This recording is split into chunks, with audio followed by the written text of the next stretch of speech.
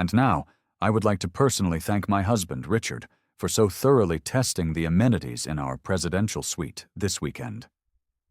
Imagine the sound of that voice, calm, cool, and amplified by a microphone, echoing through a silent room. On a makeshift stage stands Victoria Davenport, looking flawless and fierce in a power suit. But down below her, her husband Richard's face is a frozen mask of horror. Beside him, his much younger mistress, Jessica, looks like she's about to faint. Victoria keeps going, a tiny, razor-sharp smile on her lips. His in-depth review with his companion has been incredibly insightful. His dedication to quality control is, frankly, astounding. Please, everyone, give him a round of applause for his service. A few confused claps start, then turn into knowing applause. Richard doesn't move a muscle. He can't. He's just realized the five-star trap he so proudly walked into was set by the one person he was sure he had fooled. He thought he was being so clever, so discreet. A weekend of illicit luxury, tucked away in the city's newest, most opulent five-star hotel. He told his wife he was at a conference. He had his alibi locked down tight. He was sure his wife, Victoria, was at home, completely clueless, probably organizing a bake sale or alphabetizing her bookshelf. He had underestimated her. Boy, had he underestimated her for 10 years. What he was about to learn, in the most public and humiliating way possible, was that the woman he betrayed wasn't just his wife. She owned the very ground he was standing on. She signed the checks, and she was about to serve him a dish of revenge so cold it would give him frostbite for life. This is the story of how a cheating husband planned the perfect romantic getaway, only to find out he was the guest of honor at his own spectacular downfall. On the surface, Richard Sterling and Victoria Davenport had it all. They were that couple, the handsome, charismatic finance bro and his elegant, quiet wife.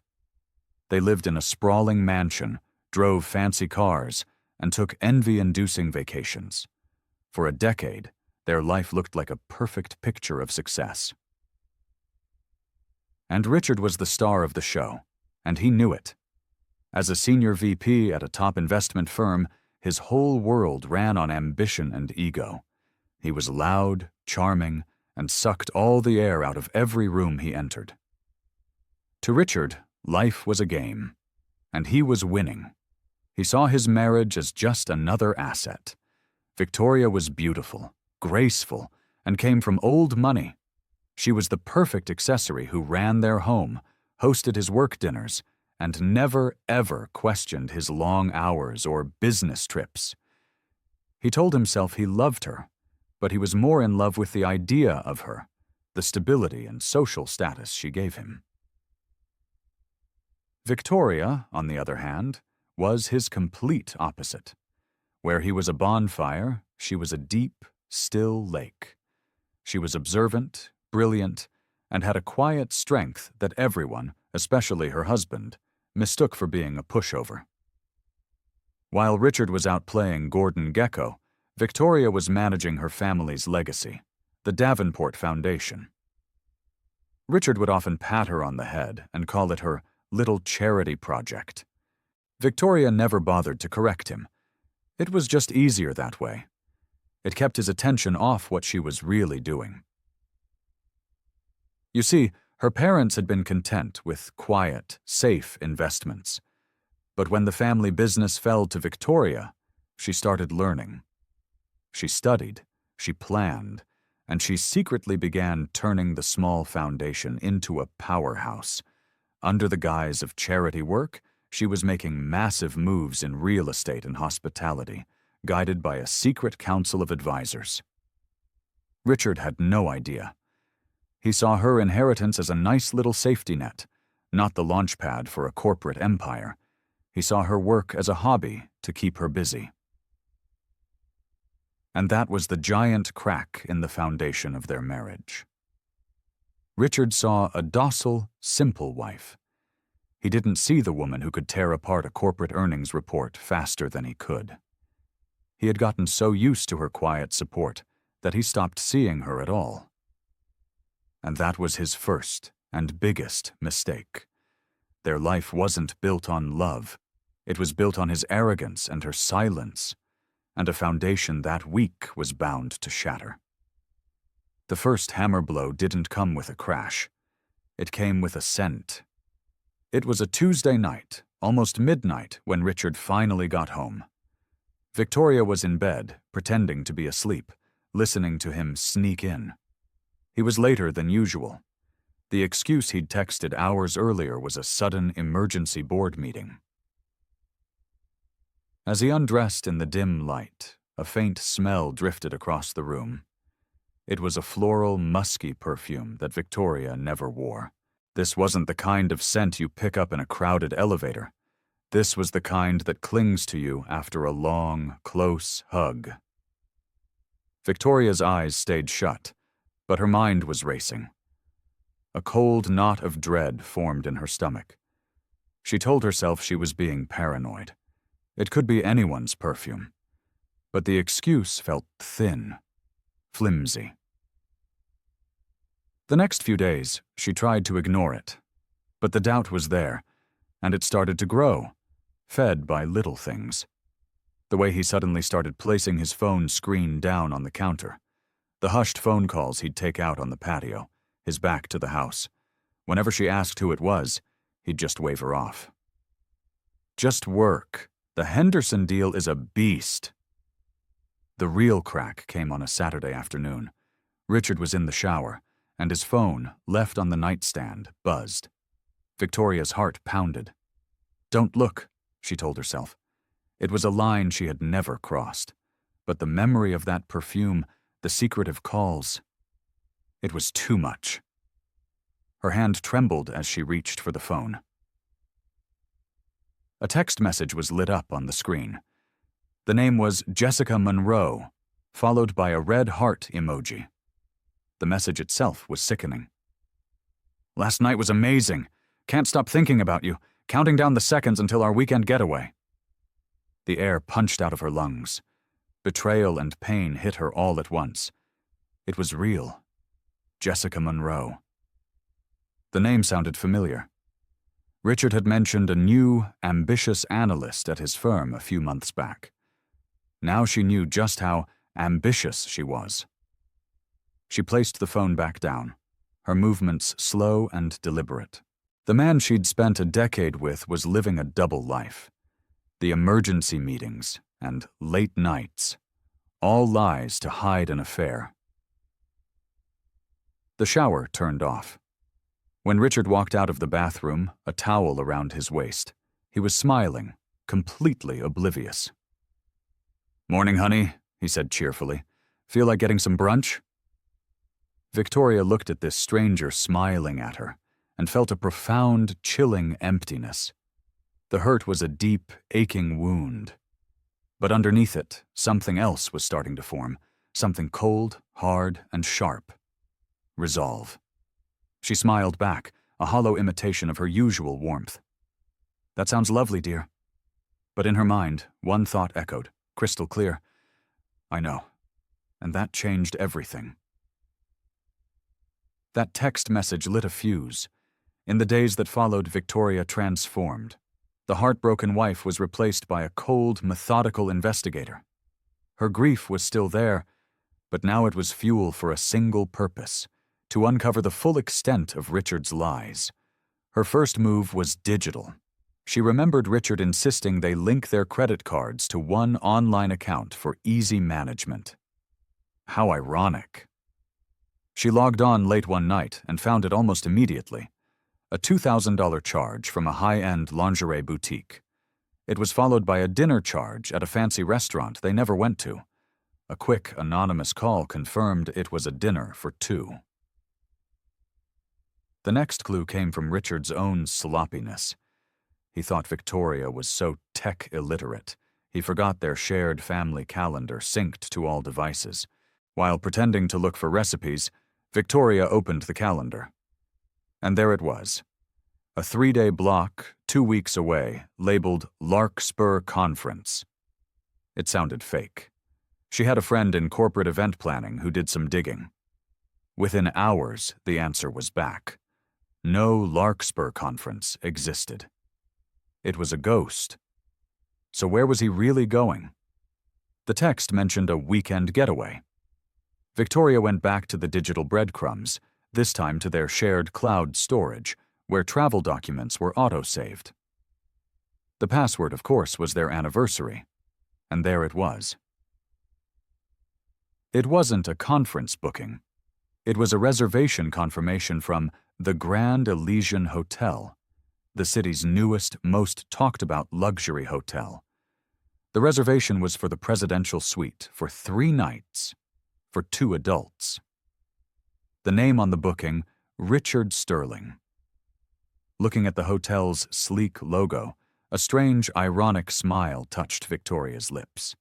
Because Richard, in his predictable and sleazy pursuit of a thrill, had made a catastrophic mistake. He had chosen the wrong hotel. He had no idea that for the past 2 years, Victoria, through her little charity project, had been secretly orchestrating the largest acquisition in her family's history. She had been buying up boutique hotel chains to launch a new global brand. And the crown jewel of this new empire? The flagship property chosen to launch it all? The Grand Elysian. The deal had closed just 1 week ago.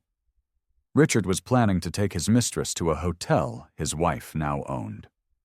He was walking right into the lion's den, thinking the lion was a lamb sleeping at home. A new plan began to click into place.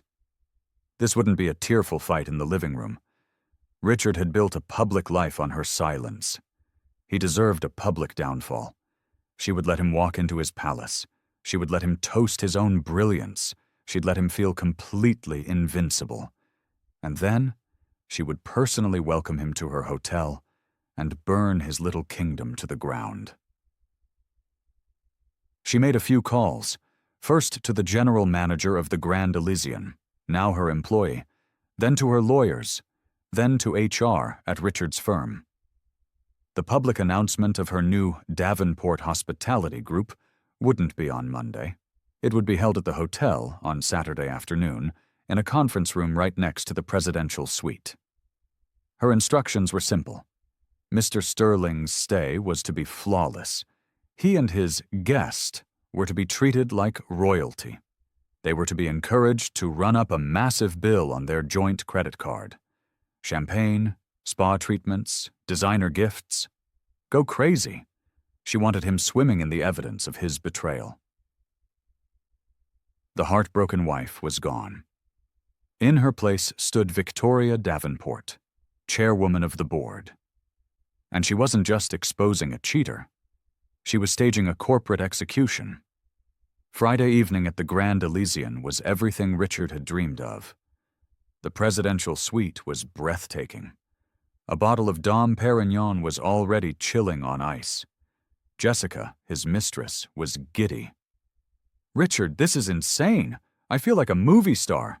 Richard grinned, feeling a surge of power. This was his world. "Only the best for you, Jessica," he said, pulling her close. "This weekend we're untouchable." He raised his glass. "To us, and to getting away with it." "What about Victoria?" Jessica giggled. "Are you sure she doesn't suspect anything?" Richard laughed. "Victoria, please. She's probably at home alphabetizing the spice rack. She has no idea how the real world works. The thought of me doing something like this wouldn't even cross her mind." They spent the next day indulging in every luxury, charging it all to the joint account without a second thought. He felt bold, reckless, and totally in control. On Saturday afternoon, there was a firm knock on the door. "Must be more champagne," Richard muttered, annoyed. He swung the door open, ready to complain. But it wasn't room service. It was 3 people in sharp business suits, backed by hotel security. The man in the center, the hotel's general manager, cleared his throat. "Mr. Sterling, My apologies for the intrusion." Before Richard could respond, the group parted, and a figure stepped through. It was Victoria. But this wasn't the Victoria he knew. This woman was wearing a tailored navy suit that screamed power. Her expression wasn't angry or sad. It was one of calm, chilling authority. Richard's brain just stopped.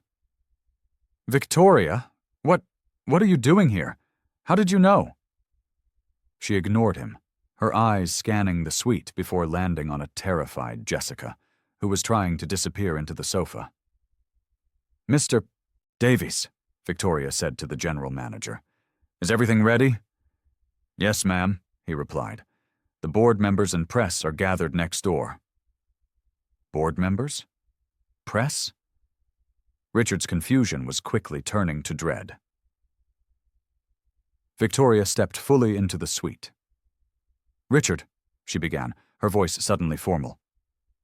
"I believe you've met Mr. Davies, the general manager. Mr. Davies, my husband, Richard Sterling." She then glanced at Jessica. "And this must be your guest. Jessica Monroe, isn't it?" Jessica went ghost white. Victoria turned back to the executives. "Gentlemen, I'd like to officially begin this welcome reception. As the new chairwoman of the board for the Davenport Hospitality Group, the company that acquired this hotel chain last week, I felt it was vital to get a first-hand look at our flagship property." The words hit Richard like a punch to the gut. Chairwoman? Davenport Hospitality Group? The room started to spin. His quiet wife owned the hotel. He was trapped. Victoria walked to the center of the room as someone handed her a microphone. "And now," she said, her amplified voice carrying into the hallway, "I would like to personally thank my husband, Richard, for so thoroughly testing the amenities in our presidential suite this weekend." Murmurs and hesitant claps came from outside the door. "His in-depth review with his companion has been incredibly insightful. His dedication to quality control is, frankly, astounding. Please, everyone, give him a round of applause for his service. Belts." "Furthermore," she continued, her voice turning to steel, "it has come to my attention that Ms. Monroe's stay here is a serious breach of her employment contract. An affair with a senior executive is a gross violation of her company's code of conduct." She glanced at the head of HR from Richard's firm, who was standing right there. "Ms. Monroe," Victoria said, locking eyes with the terrified girl, "consider this your official termination. Security will escort you out." Jessica let out a choked sob. Finally, Victoria turned her full, undivided attention to Richard. "As for you, Richard," she said, her voice dropping to a low, devastating calm, "our marriage is over. My lawyers are filing for divorce as we speak. For 10 years you have lived off a wealth you didn't earn while disrespecting the woman who did. That ends today." She pulled out her phone. "As the primary account holder, I've just frozen all our assets. The credit card you've been so generously using is now a useless piece of plastic. The car you drive is in my name. The house you live in is a Davenport family property. You'll find your access has been revoked. Your things will be packed and sent to your parents' house." Richard finally found his voice, a weak croak. "Victoria, you can't do this." Victoria just raised an eyebrow. "Can't I? Richard, you thought this was your world. You were just living in mine. You just never bothered to look up and see who was in charge. Now, if you'll excuse me, I have a company to run. Take tours." She turned and walked out, not once looking back, leaving behind the wreckage of a man who had just lost everything. If you're finding this story of ultimate revenge satisfying, make sure you hit that subscribe button. You won't want to miss the fallout that's coming right up. The silence in the suite was deafening. Richard stood frozen, unable to process the sheer speed of his own destruction. The smug man from 10 minutes ago was gone, replaced by a hollowed-out shell. Security guards approached Jessica, who was now openly sobbing. "Ma'am," one said firmly, "you need to come with us." "My things," she stammered. "They'll be brought down to you," the guard said, gently taking her arm. She shot Richard one last look of pure hatred before being led away. Richard was left alone with the general manager, Mr. Davies, whose face was now a cold, professional mask. "Mr. Sterling," Davies said flatly, "you have 30 minutes to vacate the premises." Richard's head snapped up. "Vacate? I have this room for another night." "Your reservation has been cancelled, sir, and the payment method is no longer valid," Davies stated. "We attempted to run the card for the accumulated charges. It was, as predicted, declined." Humiliation washed over Richard in a hot, sickening wave. The bill was massive, and he had no way to pay it. I'll pay," he said, fumbling for his wallet and pulling out other cards. "Try these." Davies didn't even take them. "Sir, I believe Miss Davenport was quite clear. All your assets have been frozen. I can assure you, none of your cards will work." The reality finally crashed down on him. He was trapped. No money, no home, no power. The luxurious suite that had been his kingdom was now a gilded cage. 30 minutes, Mr. Sterling," Davies repeated, before walking out and leaving the door ajar. Richard sank onto the bed. He looked around the room, the half-empty champagne, the discarded clothes, the empty jewelry box. He had played a game, so sure he would win, only to find out his opponent had invented the game, written the rules, and owned the entire board.